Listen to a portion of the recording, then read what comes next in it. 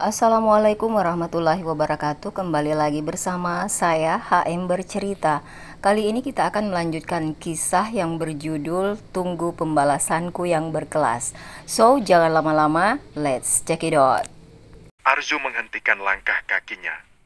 Dia melirik ke arah pintu. Ada celah di sana. Rasa penasarannya membawa Arzu menghampiri pintu dan melihat apa yang ada di dalam. Dia merasa terganggu dengan ucapan yang dia dengar barusan.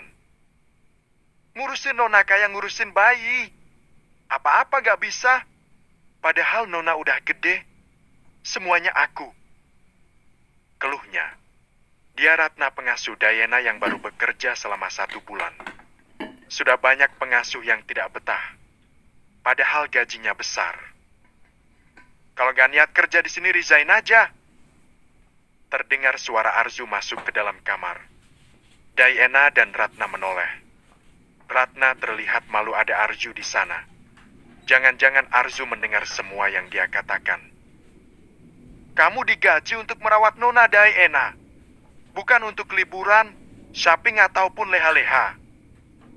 Ucap Arzu. Ratna menundukkan kepalanya. Dia tahu Arzu ini menantu keluarga Dirgantara. Kamu tahu kan seperti apa pekerjaanmu? Merawat Nona Dayana yang sedang sakit. Wajarlah kalau bajumu kena muntahannya. Sambung Arzu. Padahal setiap pekerjaan ada resikonya. Gak ada pekerjaan yang enak. Kalau ada pekerjaan dalam mimpi. Ratna merasa tersindir dengan ucapannya. Padahal Alwik memberikan gaji yang besar padanya untuk merawat dan menjaga Dayana dengan baik. Dia memperlakukan Dayana seperti itu saat orang-orang tidak ada. Dan Dayana tidak pernah mengadu pada suaminya ataupun pada orang lain. Pengen gaji gede tapi gak capek. Gak mau kotor. Gak mau susah. Emang kamu bos? Atau nyonya? Ucap Arzu. Ratna diam. Makin malu dengan semua yang diucapkan Arzu. Entah bagaimana nanti kalau Alwik tahu apa yang sudah dilakukan pada Dayana. Kerja kayak apapun, mau dimanapun, ada suka dukanya. Bukan cuma nerima gajian. Kamu juga harus bekerja keras. Gak ada yang instan. Itu kenapa orang lain menggajimu, karena kamu bekerja. Jelas Arzu. Ratna menelan salivanya. Keluar kamu! Jangan kerja lagi di sini! Arzu mengusir wanita itu. Kalau masih bekerja di sana, Arzu yakin dia akan melakukan hal yang sama. Ratna tak mengatakan satu kata pun. Dia meninggalkan kamar tersebut. Mbak Dayana baik-baik saja kan? Arzu menanyakan keadaan Dayana. Tadi sudah dibentak-bentak. Dayana mengangguk. Aku muntah, Arzu. Ucap Dayana. Malu melihat dirinya kotor semua. Arzu yang di sana langsung mengambil tisu dan membersihkan kotoran yang ada di baju dan badan Dayana. Begitupun yang ada di lantai. Arzu, muntahanku bau. Kotor lagi. Ucap Dayana sungkan. Dia merasa tak enak hati melihat Arzu membersihkan kotoran yang ada di sana. Gak apa-apa, Mbak. Aku udah biasa. Sahut Arzu diiringi senyuman manis. Dia kembali membersihkan yang tersisa. Menggunakan alat pembersih. Sekarang waktunya Mbak ganti baju. Ucap Arzu. Badan Dayana bau dan kotor. Bajunya juga sama mana basah. Maaf aku merepotkanmu. Sahut Dayana. Gak Mbak. Aku seneng loh bisa bantu Mbak. Dari tadi aku bosan di kamar terus, gak ngapa-ngapain. Balas Arzu. Dia sudah terbiasa dengan pekerjaan seperti ini. Mengurus ibunya saat sakit saja dia telaten. Dayana tersenyum. Tidak ada yang memperlakukannya baik selain Alwik di rumah itu. Adanya Arzu membuat dia merasa memiliki teman dan saudara. Jangan menangis. Arzu menyeka air mata di pipi Dayana. Aku kan adiknya Mbak. Aku sayang sama Mbak. Tambah Arzu. Dayana tidak hanya kakak ipar tapi saudaranya. Menikah bukan hanya antara dia dan samudera, tapi dia dan keluarganya juga. Diana kembali tersenyum. Setelah itu, Arzu menggantikan pakaian Diana dan merapikan rambut Diana yang tinggal sedikit bahkan hampir habis. "Mbak sering kemoterapi?" Arzu bertanya. Dia tahu efek kemoterapi seperti apa.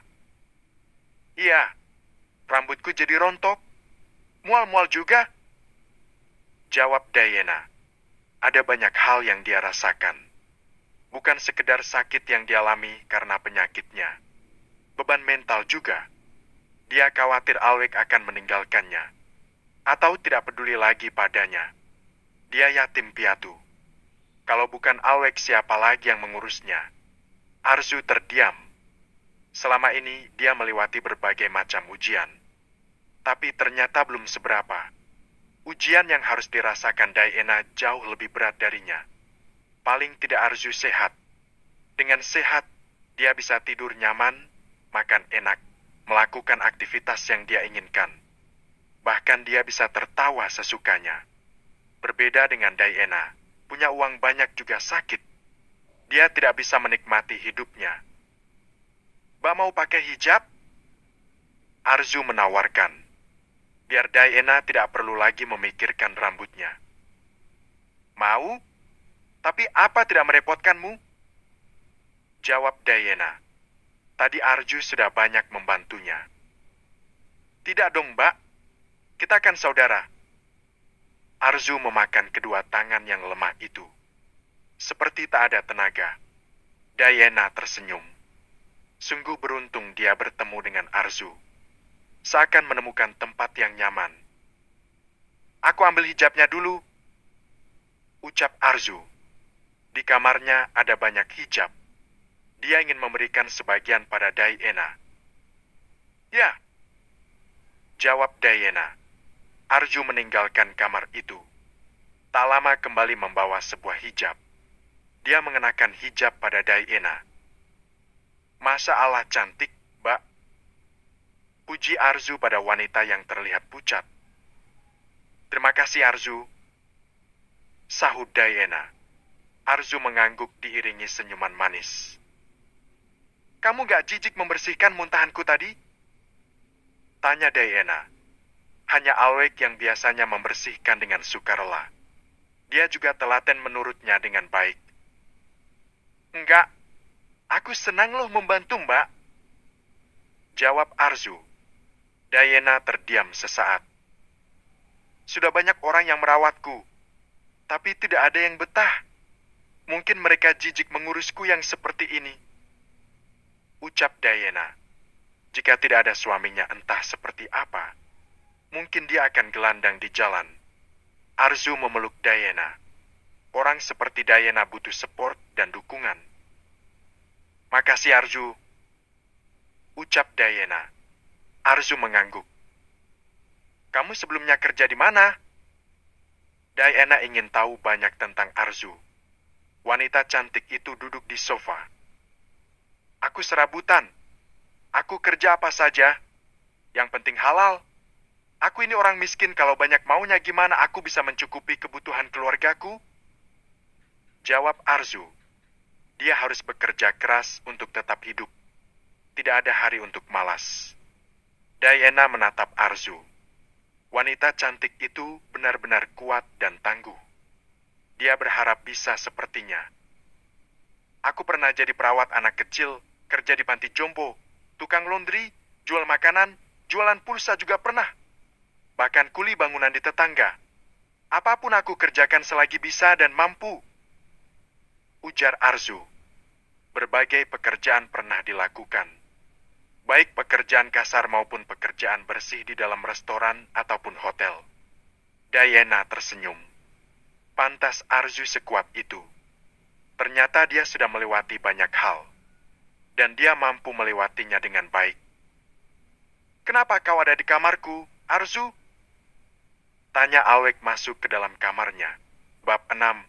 Laki-laki setia. "Arzu membantu mengurusku, Mas," jawab Diana. Dia tidak ingin suaminya salah paham. "Bukannya ada Ratna?" Tanya Alrek. Ratna tadi resign, Mas? Jawab Diana. Tanpa menyebutkan alasannya, Diana hanya bilang resign.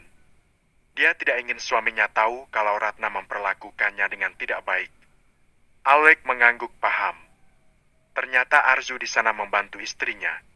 Arzu memang baik. Kemarin saja membuat bubur untuk Diana. Terima kasih, Arzu, ucap Alrek. Mungkin Arzu orang kedua yang peduli pada Diana selain Bisurti. Alrek jadi senang karena sekarang istrinya memiliki teman. Iya, Mas, sahut Arzu. Ada rasa tak nyaman berada di sana saat Alrek datang. Alrek menghampiri Diana. Dia mencium kening wanita itu dan mengelus kepalanya dengan lembut. Hal yang tidak pernah dilakukan Samudra pada Arzu. Kamu cantik pakai hijab, sayang, puji Alrek. Baru pertama kalinya dia melihat Diana mengenakan hijab seperti Arzu. Terlihat lebih anggun. Arzu yang memberikan hijab ini untukku, jawab Diana. Alrek menoleh ke arah Arzu. Wanita cantik itu membawa pengaruh positif pada istrinya. Terima kasih, Arzu, ucap Alrek. Sama-sama, Mas, sahut Arzu. Namanya keluarga siapa yang susah sudah seharusnya membantu, begitu pikir Arzu. Alrek menganggukkan kepalanya. Dia kembali fokus pada Diana. Seharian ini kamu ngapain aja? Alrek bertanya. Tadi dia belum sempat menelpon karena banyak pekerjaan di kantor. Baru mengirim pesan itu pun belum dibalas oleh Diana. Aku menggambar, membaca buku dan nonton TV, jawab Diana. Tidak banyak kegiatan yang bisa dia lakukan karena Diana sakit. Paling kegiatan yang ringan-ringan. Arzu masih di sana. Dia berharap Diana memberitahu suaminya apa yang dilakukan Ratna padanya. Besok kita jalan-jalan sore ya. Aku akan berusaha pulang cepat. Kita beli buku dan alat untuk menggambar yang baru, ucap Alrek. Pasti jenuh jadi Diana yang menghabiskan waktunya di kamar. Diana mengangguk. Arzu senang melihat keharmonisan mereka yang bisa dijadikan contoh untuknya. Karena ayah dan ibunya Arzu mengalami masalah dalam rumah tangga. Ayahnya menikah lagi dan tak bertanggung jawab pada keluarganya. Sekarang pernikahannya dengan Samudra juga sama. Besok aku akan mencarikan pengganti Ratna. Kamu tidak perlu khawatir, ucap Alrek. Sepertinya dia harus mencari yang lebih berpengalaman dari Ratna. Kasihan Diana kalau tidak ada yang mengurus dan Arzu mungkin akan direpotkan lagi. Iya, Mas, sahut Diana. Alrek menoleh ke arah Arzu saat wanita cantik itu memanggilnya. Aku mau masak. Mbak Diana dan Mas Alrek mau request apa? Arzu bertanya. Dia bisa masak berbagai macam resep. Pengalamannya bekerja di restoran dan warteg membuat dia bisa memasak banyak hal. Sayur bayam dengan wortel aja, jawab Alrek. Arzu mengangguk. Nggak pakai lauk pauk? Arzu bertanya lagi. Tahu boleh, tapi direbus jangan dikasih bumbu, jawab Alrek. Arzu heran. Nggak pakai bumbu? Emang enak? Mungkin Alrek diet. Oke, Mbak Diana mau apa? Arzu juga tanya pada Diana. Bubur yang kayak kemarin aja ya, jawab Diana. Bubur buatan Arzu enak. Hampir mirip buatan Alrek. Arzu mengangguk. Setelah itu, Arzu keluar dari kamar mereka. Dia melihat suaminya baru pulang. Mas, Arzu menghampiri laki-laki tampan itu.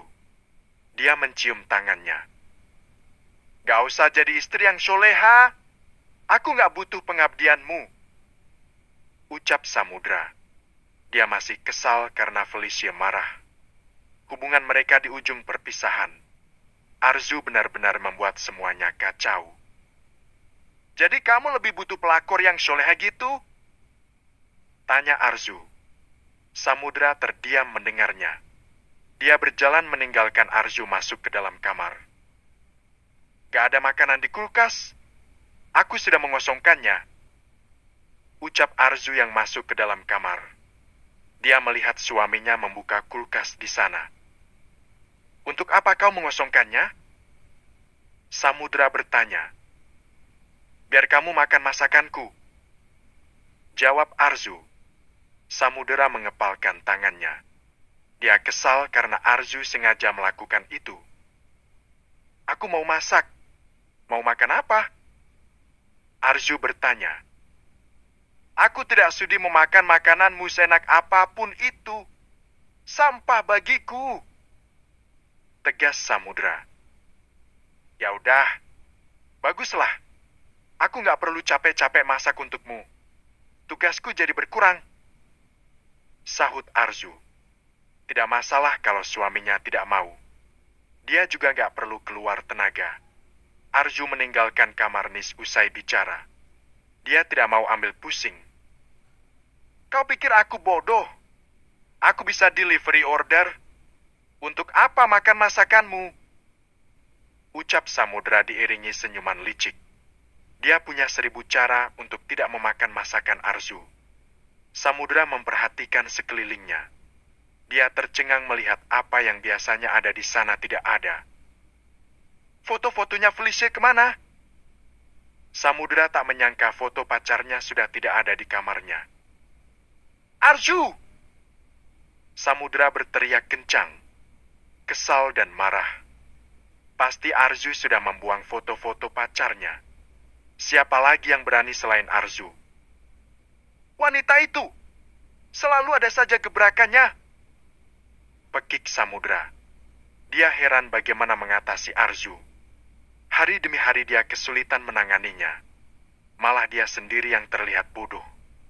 Arzu berada di dapur bersama Bisurti. Dia memasak. Hal seperti ini menyenangkan daripada diam. Dia lebih suka bekerja dan menggerakkan tangannya.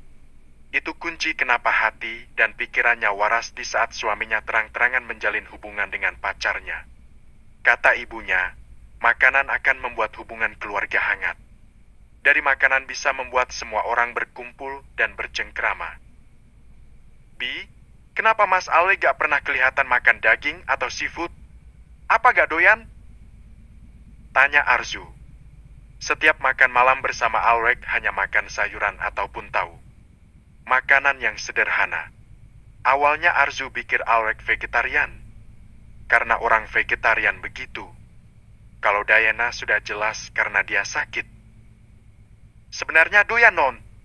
Tapi Bisurti terdiam sesaat. Tapi apa? Arzu penasaran.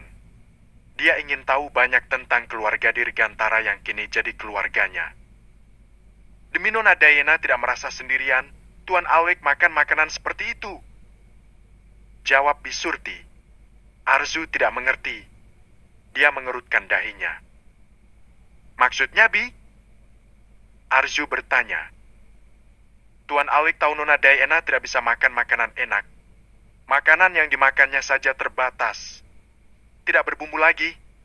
Makanya, Tuan Alwek ingin merasakan hal yang sama seperti Nona Diana.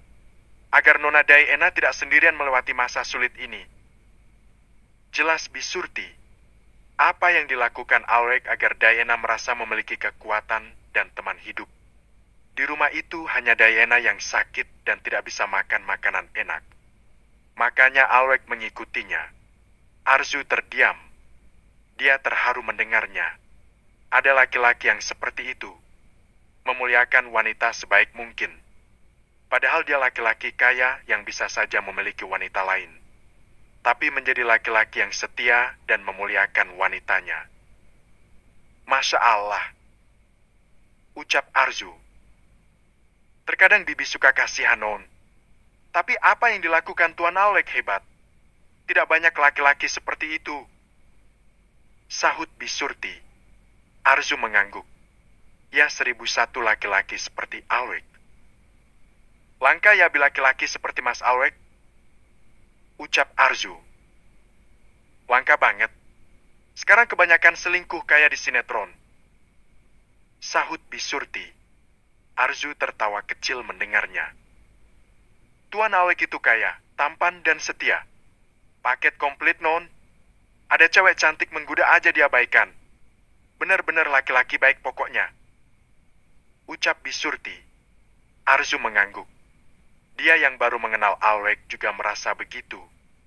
Jika dibandingkan banyak laki-laki yang dikenalnya, Alwek memang laki-laki yang terbaik. Beruntung dia jadi saudaranya. Sekarang Arzu mengerti kenapa Alwek tidak makan makanan enak. Semua itu untuk membersamai istrinya dalam melewati kesulitannya. Sungguh suami yang luar biasa. Aku akan masak yang enak walaupun cuma sayur bayam dan wortel. Ucap Arzu. Iya, Non. Sahut Bisurti. Arzu memasukkan sayur bayam ke dalam panci kecil. Dia memasaknya tidak banyak. Yang lain tidak suka sayur bayam, hanya Alwek saja. Non, Tuan Samudra nggak makan lagi? Tanya Bisurti. Arzu terdiam. Sudah membuat Samudra mau makan. Apa karena Tuan Samudra patah hati? Tanya Bisurti. Arzu menoleh ke arah Bisurti. Dia pikir Bisurti tidak tahu. Semua anggota keluarga tahu pacarnya Tuan Samudra, termasuk Bibi. Dulu sebelum nikah sama Non sering dibawa ke sini. Ujar Bisurti. Samudra sudah beberapa kali mengenalkan Felicia pada anggota keluarganya. Namun Tuan Abimana menolaknya. Bahkan melarang Samudra berhubungan dengan Felicia. Begitulah, Bi. Arzu malas membicarakan Samudra dan Felicia. Semangat, Non. Pelakor harus diempaskan ke ujung samudera. Ucap Bisurti. Gak ke ujung neraka sekalian biar gosong? Sahut Arzu. Bisurti tertawa kecil mendengarnya. Untung Arzu wanita yang tangguh. Bisurti yakin Arzu akan kuat menghadapi badai rumah tangganya.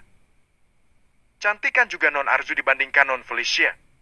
Udah gitu gak bisa masak, sok kecantikan dan berlagak princess. Gak banget, Non. Ucap Bisurti. Kita gibah gini Bibi sudah siap dengan dosanya? Tanya Arzu. Belum, Non. Emang gibahin pelakor dosa? Jawab Bisurti. Arzu tertawa. Dia juga geram dengan Felicia. Kepedean jadi pelakor. Lihat saja apa yang akan dilakukan Arzu untuk menghempaskannya. Mas Alwek. Arzu melihat Alwek kesakitan di ruang keluarga. Arzu menghampirinya. Mas kenapa? Arzu bertanya. Gak tahu. Perutku sakit sekali. Badanku juga demam dan meriang. Jawab Alwek meringkuk di atas sofa sambil memegang perutnya. Masuk angin itu. Kenapa gak di kamar aja? Ucap Arzu. Ada Dayena. Nanti dia melihatku sakit jadi kepikiran. Sahut Alwek. Arzu terdiam. Sampai segitunya Alwek menjaga Dayena agar tidak stres. Penyakit kanker akan semakin parah kalau Dayena down. Mau dikerokin? Tanya Arzu. Gak. Alwek langsung menolak. Bukan aku yang ngerokin tapi Pak Agung. Security kita. Katanya pinter ngerokin dan pijat. Jelas Arzu. Dia tidak mungkinlah menyentuh Alwek. Biar bagaimanapun bukan mahrumnya. Oh, boleh deh. Ucap Alwek masih terlihat kesakitan. Arzu bergegas menghampiri Pak Agung. Dia menceritakan apa yang terjadi pada Alwek barulah Pak Agung ke sana. Sedangkan Arzu membuat jamu untuk Alwek. Nih Mas. Arzu mengantarkan jamu setelah Pak Agung selesai mengurus Alwek. Minum Tuan. Tar tambah nakan. Titah Pak Agung. Alwek mengangguk. Dia meminum jamu yang dibuatkan Arzu. Makasih Arzu, Pak Agung. Ucap Alwek. Dia merasa udah lumayan enakan tinggal pemulihan. Arzu dan Pak Agung mengangguk. Arzu masuk ke dalam kamar. Dia baru saja makan malam dengan keluarga. Suaminya sibuk di kamar, menelpon pacarnya. Hubungan mereka akan lagi bermasalah karenanya. Samudra juga tidak mau makan. Dari pagi sampai malam tak sekalipun makan di rumah. Kamu makan, Mas? Arzu bertanya. Samudra mengabaikan. Dia makan makanan dari kotak makan yang tadi dia pesan dari delivery order. Tak sudi dia makan masakannya Arzu. Pantang. Kayaknya enak tuh. Goda Arzu diiringi senyuman licik. Samudra masih abai. Dia meminum air dari botol air mineral. Meneguknya perlahan-lahan. Lalu memasang wajah masam. Aku beli ya enak. Balas Samudra kesal. Habis? Tanya Arzu. Habislah. Bukan masakanmu ya jelas enak. Gak ada pelet dan jampi-jampinya. Dijamin aman tidak akan jatuh cinta padamu. Jawab Samudra ketus biar Arzu sakit hati sekalian. Arzu tertawa kecil mendengarnya. Membuat Samudra heran. Kenapa kamu tertawa? Samudra bertanya. Dia jadi khawatir. Makanan yang kamu makan itu masakanku. Jawab Arzu. Ah, apa? Masakanmu? Samudra terkejut mendengarnya. Bab 7, tiada lawan. Samudra tidak mengerti kenapa Arzu berkata seperti itu. Padahal makanan itu dia beli dari delivery order. Iya, semuanya aku yang masak. Baik itu stek daging, kentang goreng, tempura udang, dan acar. Jawab Arzu. Dia senang sekali makanannya sudah habis dimakan oleh suaminya. Tidak ada yang tersisa. Kau bohong! Aku membelinya dari delivery order. Sanggah Samudra tak terima memakan masakan Arzu. Lebih baik nahan lapar seharian. Aku tahu kamu memang membelinya dari delivery order. Tapi aku yang menerimanya. Aku juga yang menggantikan isinya jadi masakanku. Sahut Arzu. Dia tahu bagaimana caranya agar Samudra memakan masakannya. Jadi istri melawan pelakor memang harus pintar. Samudra tercengang mendengarnya. Kenapa dia bisa diprank lagi dan lagi? Aku tidak menyangka kamu lahap memakannya sampai habis. Ucap Arzu diiringi senyuman manis. Seakan dia berhasil. Sedangkan Samudra masam. Dia tidak menyadarinya. Makasih ya sudah memuji masakanku. Aku tahu masakanku memang enak. Berbeda dengan pacarmu yang gak bisa masak. Ucap Arzu. Samudra terdiam. Dia memalingkan wajahnya. Nyesel sudah memakannya sampai habis. Tahu itu masakannya Arzu pasti dia buang. Aku ngantuk. Capek sekali masak untukmu tadi. Ucap Arzu. Samudra tak menghiraukan. Dia memikirkan efek samping dari makanan yang dimakannya tadi. Kamu mau tidur sama aku di ranjang? Atau mau di sofa? Tanya Arzu. Lebih baik di sofa. Seumur hidup pun aku tidak akan tidur denganmu. Jawab Samudra dengan penuh keyakinan. Mana mau dia tidur satu ranjang dengan istrinya? Ya sudah. Justru aku senang tidur sendiri. Lega dan leluasa berguling ke sana kemari. Ucap Arzu tak ambil pusing. Ngapain dia nangis? Samudra mana peduli. Samudra terdiam kembali. Memegang perutnya yang kenyang memakan makanan yang dimasak Arzu. Ada rasa penyesalan yang dalam. Oh ya? Kamu gak minta hakmu sebagai suami? Goda Arzu. Gak akan. Simpan saja di kulkas biar beku. Atau buang keluar angkasa sana. Pekik Samudra. Arzu tertawa. Jangan harap aku akan minta duluan. Mimpi kamu. Ucap Samudra. Yakin? Balas Arzu. Dia tidak sepenuhnya percaya. Bisa saja seseorang berubah. Yakin? Meskipun kamu tanpa sehelai benang pun, Aku tidak akan melirikmu sama sekali. Jawab Samudra dengan tegas. Oke, aku mau tidur. Cukup ya drama rumah tangganya. Aku butuh istirahat. Ucap Arzu menghampiri ranjang. Dia berbaring di sana. Ranjang itu empuk dan luas. Dia nyaman di sana. Mas, ada satu hal lagi yang ingin aku bicarakan. Ucap Arzu. Apa? Samudra menyahut. Kamu gak ngasih aku nafkah materi. Aku ini kan istri sahmu. Masa pelakor aja kamu nafkahin istri enggak? Ucap Arzu.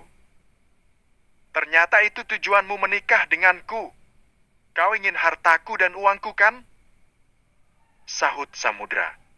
Justru dia berburuk sangka padanya. Tidak sama sekali.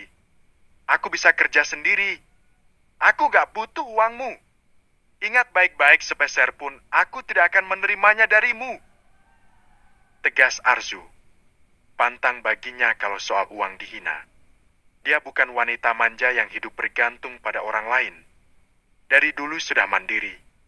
Lebih baik bekerja keras daripada mengemis kasihan orang. Samudra terdiam. Besok aku mau kerja lagi. Kamu mengizinkan aku kerjakan? Tanya Arzu. Terserah. Mau kamu kerja ataupun mati aku tidak peduli. Tidak perlu memberitahu aku ataupun izin-izinan segala. Tegas Samudra. Dia berbaring di sofa sambil membelakangi Arzu. Malas bicara dengannya. Oke, aku anggap kau sudah mengizinkan aku untuk melakukan apapun sesukaku. Sahut Arzu. Kalau begini dia bisa bebas bekerja tanpa kendala. Toh Samudra sudah tidak peduli. Mati aja sekalian kamu Arzu. Jangan balik lagi. Batin Samudra dalam hatinya. Dia tidak ingin lebih sering melihat Arzu. Kalau bisa pergi untuk selamanya. Kamu sudah menelpon Felicia? Goda Arzu. Samudra yang hendak memejamkan matanya, membuka matanya kembali. Jangan-jangan Felicia lagi memantau kita dari atas sana. Terus dia nangis melihatmu memakan masakanku. Ucap Arzu. Bukannya kau sudah merusak CCTV-nya? Sahut Samudra. Pakai tanya. Udah tahu dia sendiri yang merusak CCTV di sana. Memang. Tapi kupikir kau sudah beli CCTV yang baru. Padahal aku berencana merusaknya lagi. Balas Arzu. Samudra makin geram. Ingin rasanya dia berteriak sekencang mungkin. Sebenarnya aku gak masalah kamu pasang CCTV baru. Justru aku senang kalau Felicia melihat kemesraan dan keharmonisan kita. Ucap Arzu. Mesra? Harmonis? Samudra geram. Entah wanita apa ini. Dia ngomong ketus tak juga sakit hati malah bikin panas hatinya sendiri. Nanti Felicia nangis lagi. Terus kepikiran, gak doyan makan lalu tinggal nama tertulis di batu nisan. Begitulah cinta penderita tiada akhir. Ucap Arzu. Samudra menarik nafas panjangnya. Dia berusaha untuk tidak terprovokasi oleh istrinya sendiri. Semoga malam ini aku mimpi Felicia putus sama kamu. Terus Felicia nikah sama om-om kaya yang bisa membahagiakannya. Ucap Arzu lagi. Diam kau Arzu! Samudra menutup telinganya.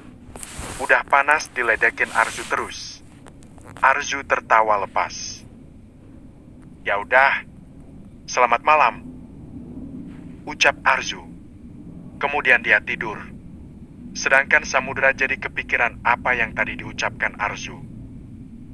Gimana kalau Felicia menikah dengan laki-laki lain? Samudra khawatir. Jadi gak ngantuk kan? Samudra kesal. Kata-kata Arzu berhasil membuatnya galau. Samudra menghubungi Felicia. Dia tidak tenang. Apalagi tadi bertengkar hebat. Samudra memperhatikan Arzu. Wanita cantik itu sudah tidur. Samudra bangun. Mengendap-endap masuk ke balkon kamarnya. Babe, Ngapain nelpon? Felicia masih marah. Aku minta maaf apa, babe? Aku janji gak akan ngulangin lagi. Ya udah, kamu datang ke sini. Gak bisa. Udah malam. Mana istriku, kamu tahu sendiri. Kamu pinter-pinter dong keluar rumah tanpa sepengetahuan istrimu. Jangan sampai dia juga tahu kita ketemuan. Aku kangen, babe. Samudra senang sekali mendengarnya. Dia pikir Felicia akan marah lama sama dia. Ternyata cepat reda. Kamu udah maafin aku? Udah, asalkan kamu datang. Malam ini juga. Oke. Meluncur, babe. Awas kalau gak datang. Aku nikah sama orang lain. Felicia mengancam Samudra agar Samudra nekat. Dia tahu Samudra begitu mencintainya. Jangan dong, babe. Aku meluncur beneran. Ya udah, buktikan cintamu itu. Pembicaraan diakhiri. Samudra terdiam. Bagaimana caranya dia keluar dari sana tanpa sepengetahuan Arzu? Aku harus bisa. Samudra yakin. Dia masuk ke dalam. Berjalan perlahan-lahan. Mengendap-endap. Mengambil kunci mobil lalu menghampiri pintu. Loh, dikunci lagi? Jangan-jangan dibuang di halaman? Keluh Samudra yang sudah tahu kebiasaan istrinya. Samudra berpikir mencari kunci cadangan. Dia menghampiri laci dekat ranjang. Namun dia terkejut melihat kunci pintu dikalungkan di leher istrinya. Sialan! Dia pintar juga. Keluh Samudra. Baik kunci utama maupun kunci cadangan ada di tangan istrinya. Tahu aja dia aku mau ketemuan sama Felicia. Keluh Samudra lagi. Entah dapat dari mana idenya. Wanita cantik itu lebih pintar darinya. Lewat mana coba? Samudra berpikir. Dia memperhatikan sekelilingnya. Aku tahu. Samudra memiliki ide. Dia yakin ide ini lebih berguna daripada mengambil kunci di leher istrinya. Kalau Arzu bangun justru dia tidak akan bisa pergi. Samudra mengendap-endap kembali menghampiri pintu balkon. Dia membawa tali yang tadi diambil dari lemari. Tali zaman dia ikut organisasi saat kuliah dulu. Tidak ada jalur darat, jalur langit pun kudaki. Ucap Samudra. Dia yakin dengan tali itu bisa membuatnya bertemu Felicia. Samudra mulai mengikat tali pada besi teralis. Dia memastikan keamanannya untuk turun. Dasar wanita! Kau pikir hanya kau saja yang pintar? Aku jauh lebih pintar. Ucap Samudra. Dia mulai menuruni lantai 2 dengan tali itu. Dulu dia pencinta alam dan mantan pendaki gunung. Hal seperti ini tidaklah terlalu sulit meski menakutkan. Brooke, Samudra sampai di bawah dengan selamat. Dia senang sekali bisa keluar kamarnya tanpa ketahuan. Kamu mau kemana, Mas? Terdengar suara seseorang di belakangnya. Kok ada suara Arzu? Jangan-jangan setan? Atau Mbak Kunti? Batin Samudra. Butuh bantuan? Tanyanya. Samudra berbalik. Betapa terkejutnya dia melihat Arzu ada di depannya. Kah? Kamu ngapain di sini? Tanya Samudra ketahuan. Mandorin kamu turun dari atas sana. Jawab Arzu. Ah, apa? Samudra terkejut mendengarnya. Dia tidak menyangka ternyata Arzu udah ada saat dia turun. Kamu memang lebih pintar dariku. Tapi aku jauh lebih licik darimu. Ucap Arzu. Samudra membuang nafas beratnya. Percuma saja capek-capek turun mempertaruhkan nyawa kalau ujung-ujungnya gagal total. Malam itu, Alec menyempatkan pergi ke rumah sakit setelah makan malam. Meskipun badannya masih belum pulih, tapi dia belum sempat melihat keadaan kakeknya selama beberapa hari ke belakang. Waktunya terbagi-bagi.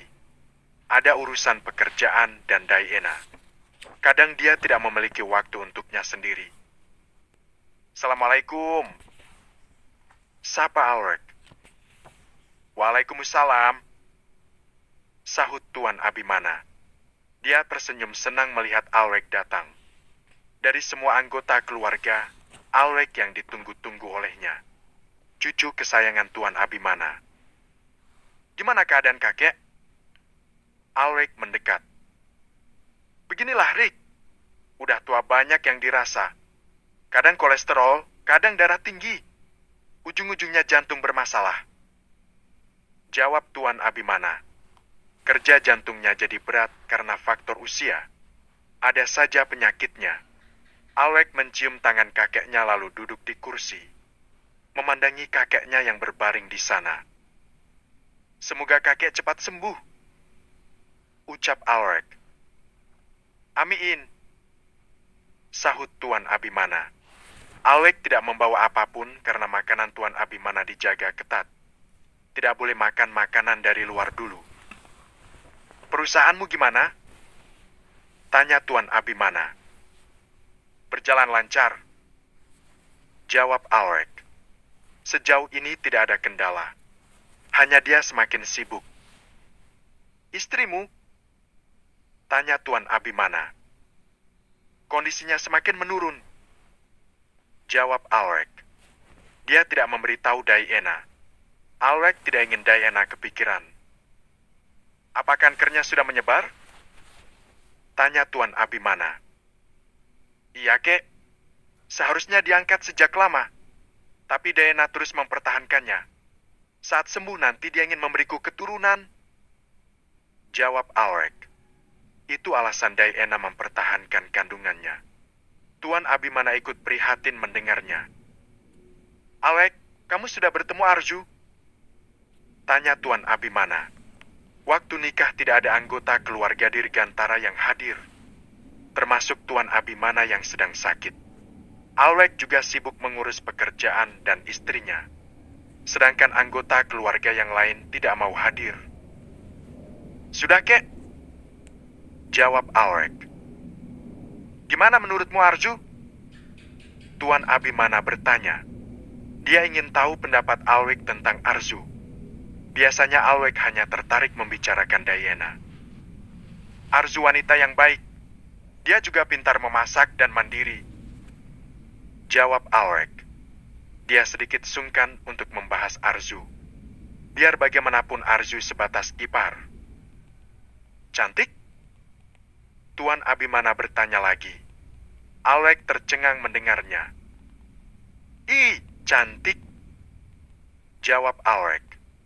Tuan Abimana tersenyum manis mendengar jawaban cucunya. Rick, sebenarnya kakek ingin menjodohkan kamu sama Arju. Ucap Tuan Abimana. Apa, Kek? Alweg terkejut mendengarnya. Bab 8, kakak ipar selalu terdepan.